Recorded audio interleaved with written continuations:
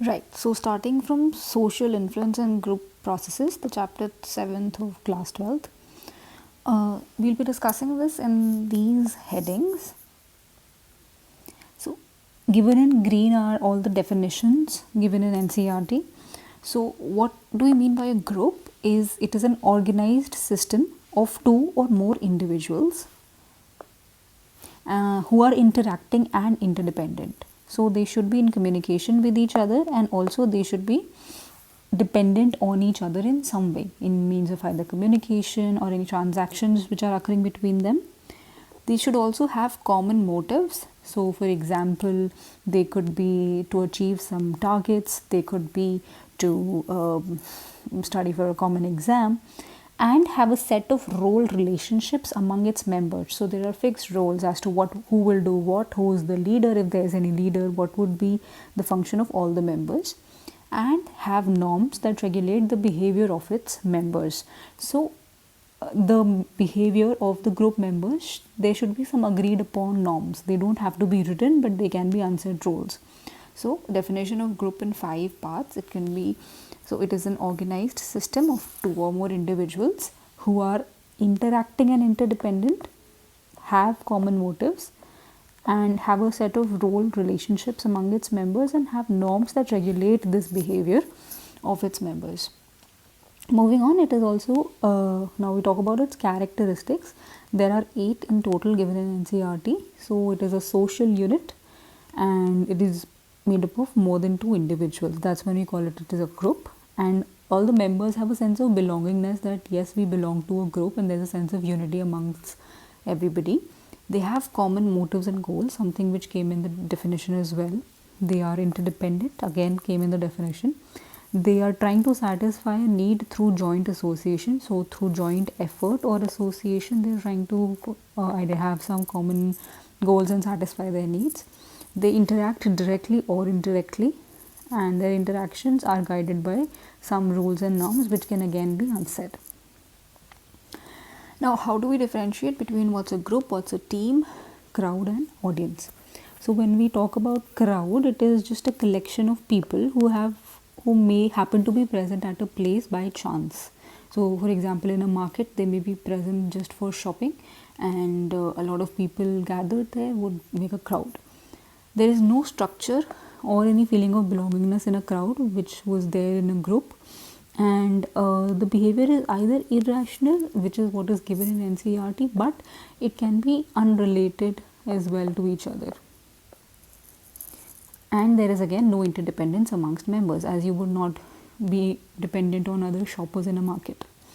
So teams, as there are football teams, etc., etc., members of teams often have complementary skills, and they are committed to a common goal, and they are mutually accountable for their activities. Now, how do we differentiate between a group and a team? There are just 2 basic differences, which can be, and the second one can be a little confusing. So group is in the group, the performance is dependent on contribution of individual members, but in a team, both teamwork, as in how the team works together, and the individual contributions matter. Then the leader in a group is whoever is the person who is heading the group and holds responsibility for the work. Ultimately, it would be the team leader. But in a team, while there is a leader, members also are responsible for what happens as an outcome. Now, when we talk about an audience, of course, there may be people who've gone to watch a game, any theatre. So they have assembled for a special purpose, and they're generally passive. They don't interact with each other. They don't have a sense of belongingness. Like we had in the group, they might not have common motives. There might not be any rules that regulate their behavior.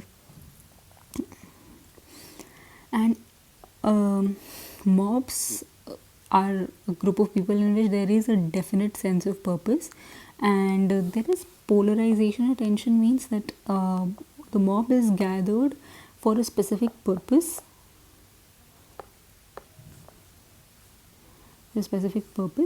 And the entire attention of the mob is polarized to this one purpose. and their actions are often in common direction, but however the behavior is impulsive. That is, they might want the same things, but as it is a mob, there are many people involved, their behavior might be impulsive or erratic, which can lead to fights or communal riots, etc. However, they might have homogeneous thought, but their behavior and sometimes behavior might also be the same, might be the similar kind of behavior, but there is a sense of impulsivity and erratic behavior might also be present. Now, why do people join groups? Is one is to feel a sense of security, as going about in life alone can often be more difficult as compared to when you're accompanied by other people, and if you're a part of a group, it gives you a sense of identity as well, that you belong to this group and you feel more secure that you're a pack. We can look at it in evolutionary terms as well. When living in conditions that the early people lived in, it was always better to move about in groups than be alone. Then, as a status symbol, of course, belonging to a certain, for example, a certain group in our classes, or belonging to certain social groups, gives a sense of high status, or often and gives a, again, adds to the joint group identity. Of course, it also increases one's self-esteem, as they are able to contribute to the group, have a group identity, and also people are able to feel that they're more than just what their flaws are. They're also part of an important group and have a higher purpose. Then satisfaction of psychological and social needs for, let's say, attachment, belongingness, purpose in life, then goal achievement, and obviously group expand our horizons of knowledge and provide us with information. Now, how group forms is basically, there are three factors which are necessary. So there should be proximity, as in, for example, if you keep meeting the same people every day, for example, you meet them in school, you're more likely to form a group with them if you're meeting them every day in the classroom, versus if you were only to meet once or twice a week, right? So and you'll be more friends with people who you're close with, and for example, sitting with the same person every day, you'll interact with them more as compared to someone who we only interact with once in a blue moon. Then similarity, if we feel that someone is similar to us, we are more likely to be in the same feel that we're in the same group as them, as compared to if we feel that someone is different from us, we might not include them in the group that we are already a part of. Then, of course, if people have common goals and motives, they may assemble into groups. So these are the three factors that may lead to group formation. And then Tuckman, which can be remembered through this figure of a man tucking his shirt. So stages of group formation are, first is forming. So it's obviously the initial phase when a group is formed. In this point, obviously, there is a lot of uncertainty exactly what our goals are in a group, who all are the members, who is the leader, what is the direction that we're trying to go in. So it is a state where there is definitely excitement, but also a lot of apprehension as to whether we really trust the people in our group or not. Can we depend on them? Then there is a stage of storming, where because it's in a very initial stage, there might be a lot of intra-group conflicts.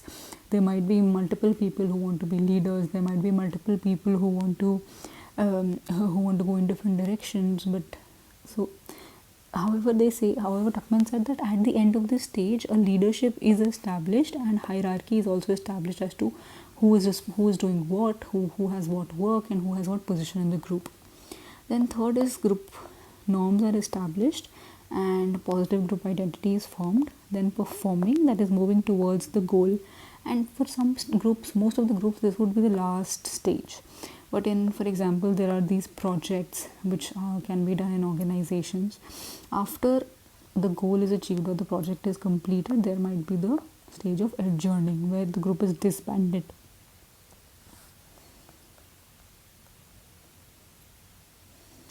However,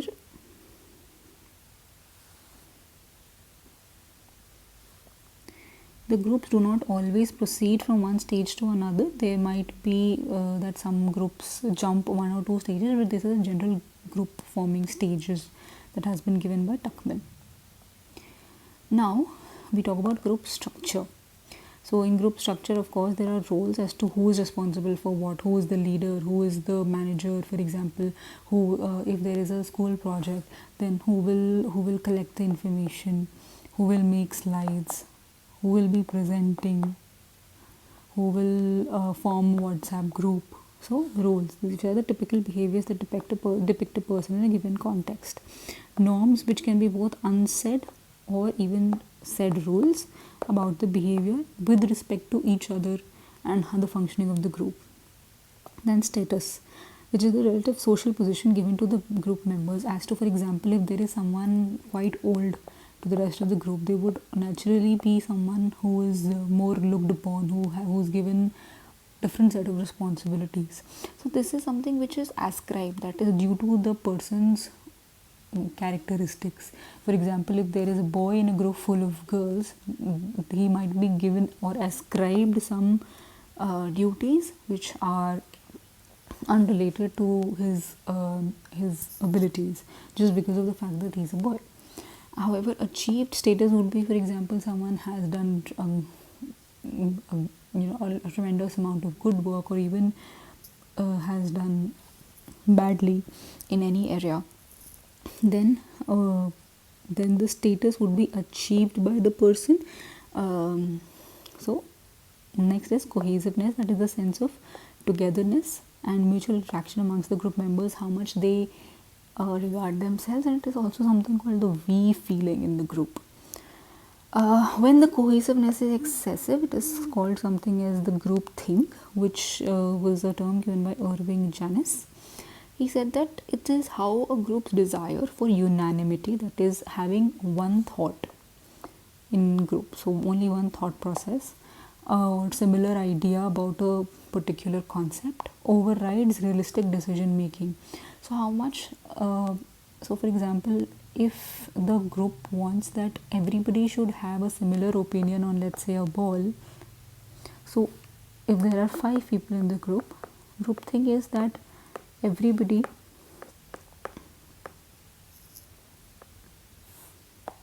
should have similar ideas about this ball. However, even if someone has another idea which is also, so if they want to think, if one member wants to think, or let's say 4 members think that this is a green ball and one member thinks that no, this is a red ball, then just to have unanimity, even this person will say that, oh, this is a red ball, right? So the desire for unanimity overrides realistic decision making. Groupthink can often be irrational and uncritical, in the sense that the decisions made by the group are thought to be as the ultimate truth, without any consideration given to any other options. Dissent means opposing something. So the group members would hesitate to oppose the opinions of other group members, especially those who are at a lower hierarchy than others. Groups often become overconfident in their thinking, as they feel that since so many people think this, then therefore we must be right, and thus this may lead to things like the Vietnam War, where people followed one person's thinking process without ever questioning it, and it became so big that for some people it became the reality. Now, ways to prevent groupthink is that in a group, if there is a rewarding of dissent, that if it is appreciated that one gives their critical comments and thinks critically, gives pros and cons of every decision that is made, and there is discussion over whether what is being done is right or wrong, then that is one way of preventing groupthink. Second is considering alternative courses of action, as to having multiple options as to how to go about things, involving outside experts, so that not just the people of the group, but people from outside are also able to contribute and give their opinions about what the group is doing, and then not just give those opinions, but also evaluate the group decisions, and the group then takes feedback from it. So the types of groups there can be three groupings. One is primary and secondary, formal and informal, in-group and out-group. So primary and secondary groups, the basic differences are given in this table, all from NCERT. I've just made the table here. So formation in primary groups is pre-existing formations are there. These are the ones which are given to the individual, and secondary groups are the ones which are made by choice. So these primary groups would include therefore family, caste and religion, and secondary groups, for example, political parties or social groups and memberships that the person might take. Interaction in primary groups is mostly face-to-face, and there is a close physical proximity. For example, you live with your family for most of your life. And in secondary groups, there is more indirect and less frequent contact. There are more emotional bonds. They are lesser in primary versus secondary groups. And the role in the development of the individual is central for the primary group. So obviously our values and our ideals are made by our family, castes and religions. If not entirely, then they do influence a lot, but secondary groups have lesser role in developing the individual. And what member flexibility means, that how easy is it to leave the group and for others to join the group. So of course that is more easier in secondary groups as compared to primary groups. Then formal and informal groups, again they can be like university and office organizations, and informal groups can be, for example, your friends. So the functions is in formal group there is an explicitly stated function. For example, in universities it could be to provide, let's say, scientific education to people, right? But in informal groups there are no such functions. So there is no function of having friends or having a friend group. There are specific roles in formal groups, but there is not really any roles in the informal groups, and there are clearly defined roles in formal groups, which is not so in informal groups.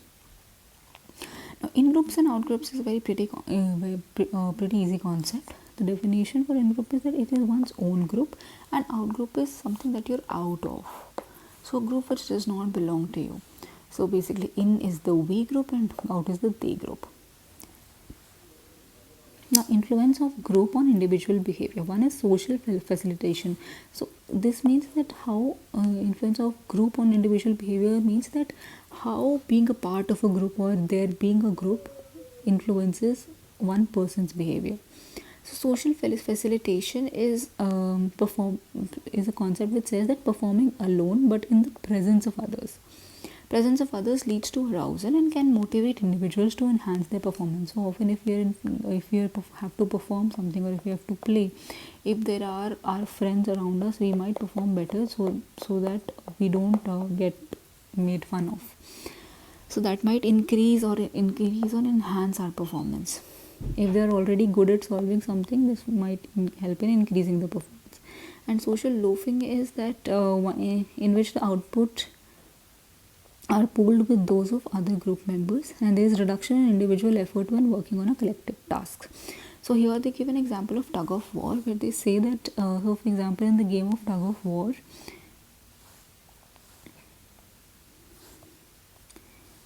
while everyone pretends to work, a lot of the times people are not, especially people in the middle, are not working as hard as the other people, and people might not do individual effort as much as they would have if they were not in a part of the group. Now, reasons for social loafing is there is reduced individual responsibility. So even if a group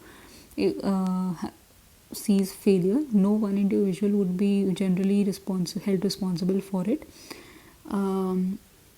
Again, it is something which can be seen as advantageous, as we may escape having the said responsibility, but also that leads to lack of motivation, as we feel that if we are not being evaluated for it, then we have nothing to gain out of it.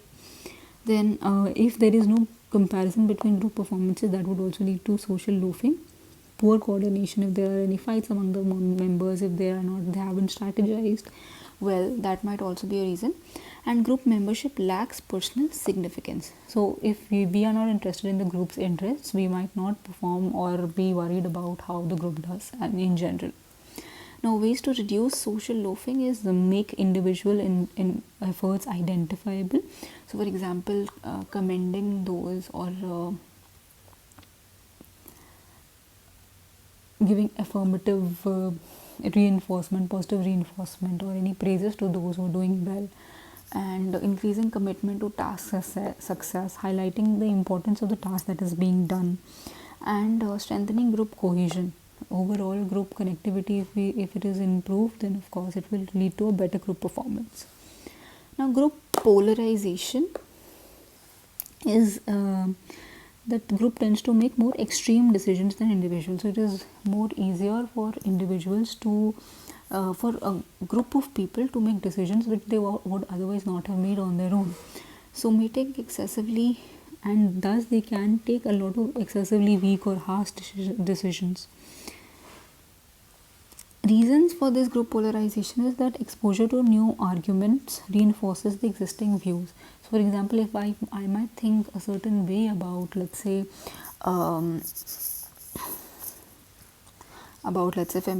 feminism, then if other people of the group also express their views, they might give some new arguments which might increase my belief as to why I support feminism. Now, validation of opinions through group consensus. So, if I think a certain way, and if I speak it out loud, and if there are 3 more people to say that yes, what I say something that resonates with them, something called a bandwagon effect, I would feel validated that yes, my view is also accompanied by other people, and they also believe in the same thing as I do. Therefore, I must be right, even if I end up being wrong. Identification with the group leads to conformity and strengthened beliefs. So that's pretty much it about the chapter. As we saw, this is the outline of the chapter. We have read about what is a group, the definition and its characteristics, differences between group, team, crowd and audience, what are the factors which contribute to group formation. So there were 3 factors. Then there were the stages given by Tuckman. Then we saw the group structure, the 4 components of the group structure, the types of groups. We divided them into formal, informal, in-group, out-groups, and primary and secondary groups. And then we finally read about influence of group on individual behaviors. So that's pretty much all about it. Thank you.